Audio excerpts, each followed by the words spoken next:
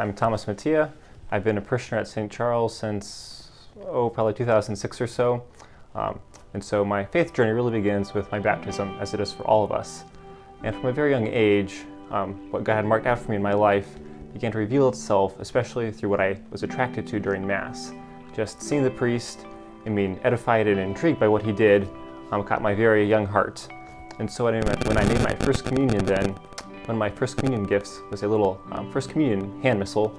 And so with this, I celebrated Mass with my siblings, which I got to act as priest, which I enjoyed, but my siblings did not.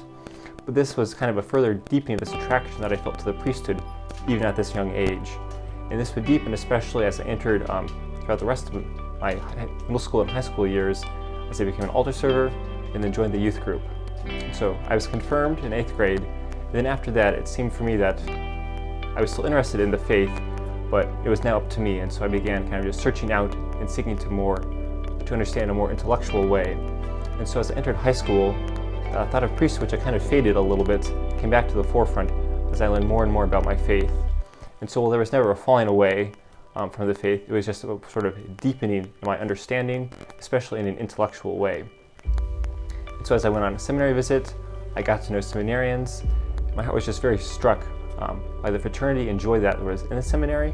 And then as I kind of came to this decision point during my senior year of high school as to do I go to college, do I enter seminary, it seemed that God had opened all these doors leading to seminary for me, and that I would lose nothing if I were to say yes to Him. And so saying yes to Him then brought me on to sort of perhaps in what I call the second half of my life in a sense so far.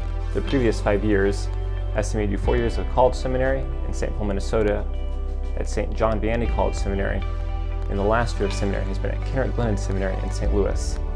So God has continued working in my life.